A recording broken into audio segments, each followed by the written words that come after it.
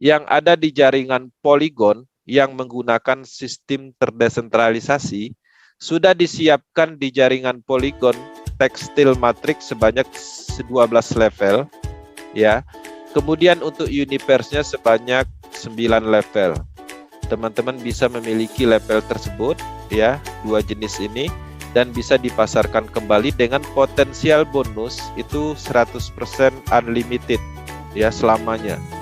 Nah, kemudian selain dari itu juga program-program yang kita aktifkan ini bisa memberikan cashback berupa token energi ya, token energi yang akan digunakan di dalam ekosistem Metaverse, dan juga program ini bisa mendistribusikan atau untuk mendapatkan Force Coin cryptocurrency Metaverse, dan juga program ini bisa mendistribusikan NFT aset ya.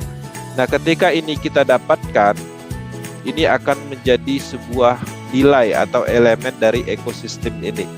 Tujuannya ke sini, setelah ekosistem terbentuk, maka kita bisa mendapatkan potensi uang yang cukup banyak, mulai dari Metaverse, kemudian ada program staking, kemudian Force Coin harganya meningkat, NFT bisa menghasilkan passive income, dan NFT juga menumbuhkan nilai di market. Jadi Metaverse itu adalah sebuah ekosistem DeFi project berlapis, banyak pengembangan, ada Force Coin, cryptocurrency, NFT, kemudian zona game, Metaverse, dan elemen-elemen yang lainnya.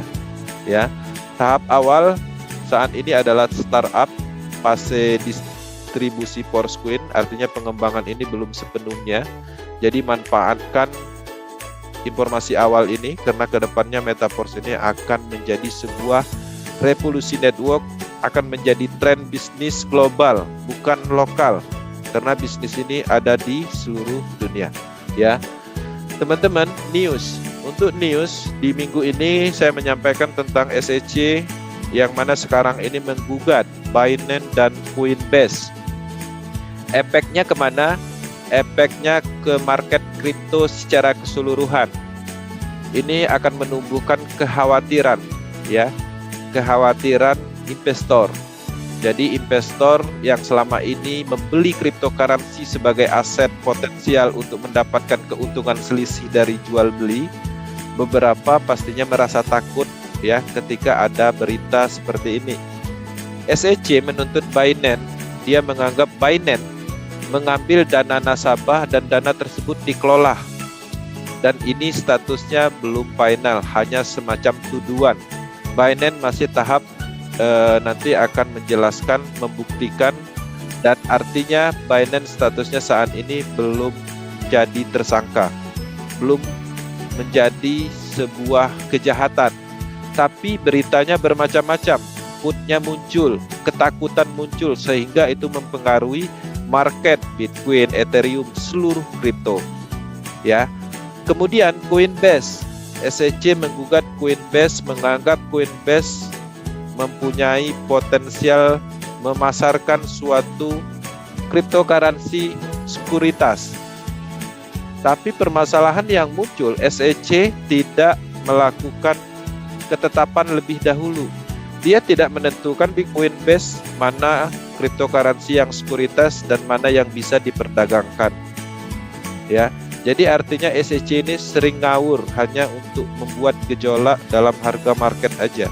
Dan saya rasa untuk masalah Coinbase itu cepat selesai, tapi kalau untuk Binance itu perlu pembuktian dari pihak Binance-nya. Dan ini hanya berpengaruh di dalam dunia crypto market, Bitcoin, Ethereum, Matic, dan banyak lagi, Binance terutama, BNB, tapi tidak terjadi pengaruhnya di Metaverse. Kita dapat koin yang stabil, pendapatan kita tetap stabil, dan kita tidak terpengaruh dengan berita news buruk untuk cryptocurrency di beberapa minggu ini. Jadi aman ya. Salah satu keuntungan Metaverse, kita mendapatkan cryptocurrency yang stabil berupa DAI stablecoin dalam satuan dolar. Kemudian untuk news tentang NFT royalty, NFT itu dalam saat ini pengembangan program untuk distribusi dan memfilter beberapa aset dalam hal menseleksi NFT yang sebenarnya di dalam hal distribusi, ya.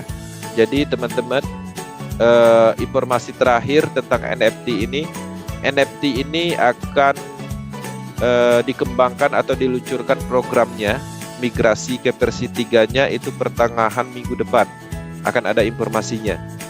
Nah, jadi saat ini teman-teman belum bisa melakukan apapun tentang NFT, untuk migrasi itu belum bisa dilakukan, jadi tunggu info berikutnya. Kemudian untuk tentang kontes, Metaverse ada kontes secara besar-besaran terdiri dari beberapa tahap kontes maraton. Tahap 1 ini bonusnya atau hadiahnya luar biasa. Hadiah pertama itu 10.000 DAI Stable Coin atau 150 jutaan untuk pemenang pertama. Pemenang keduanya 75 juta, pemenang ketiganya 35 juta. Dan seharusnya berakhir hari ini, tapi karena banyaknya permintaan dari mitra, banyak sekali orang-orang yang telah membuat video tapi baru setengah proses, belum siap di-upload, tapi durasinya habis dan kapasitas itu banyak orang yang meminta dan memohon, sehingga ini diperpanjang durasinya. Jadi teman-teman masih bisa memanfaatkan untuk ikut kontes ini dan mendapatkan peluang hadiah. Selain kontes hadiah 1 dan 2, ada puluhan dolar atau tingkatan lainnya. Ada hadiah untuk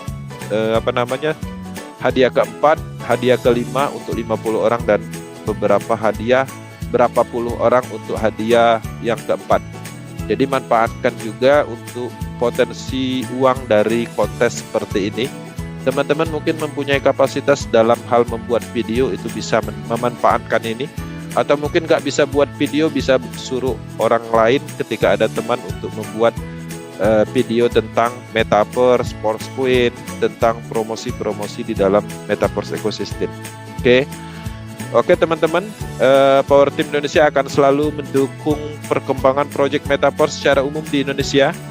Kami berniat untuk menyampaikan edukasi blockchain secara keseluruhan dan memberi manfaat secara penuh untuk peluang bisnis ekosistem Metaverse, yang mana bisnis ini adalah berskala global dan bukan lokal. Bisnis ini kapasitasnya adalah internasional, artinya kapasitas kita juga meningkat secara bisnis. Dan pastinya Metaverse ini mempunyai potensi masa depan karena memungkinkan untuk dikembangkan secara terus-menerus.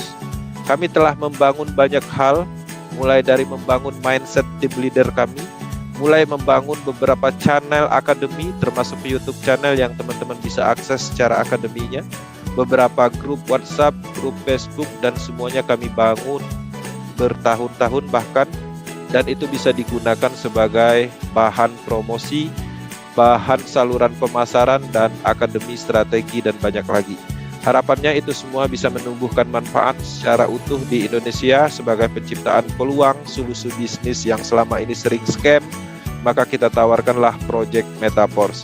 Teman-teman, selain manfaat untuk sesama kita, Metaverse juga bermanfaat untuk negara dalam hal penciptaan peluangnya, dalam hal perpajakannya, karena setiap transaksi DAI Stablecoin di toko kripto itu terjadi yang namanya pembayaran pajak atau PPh.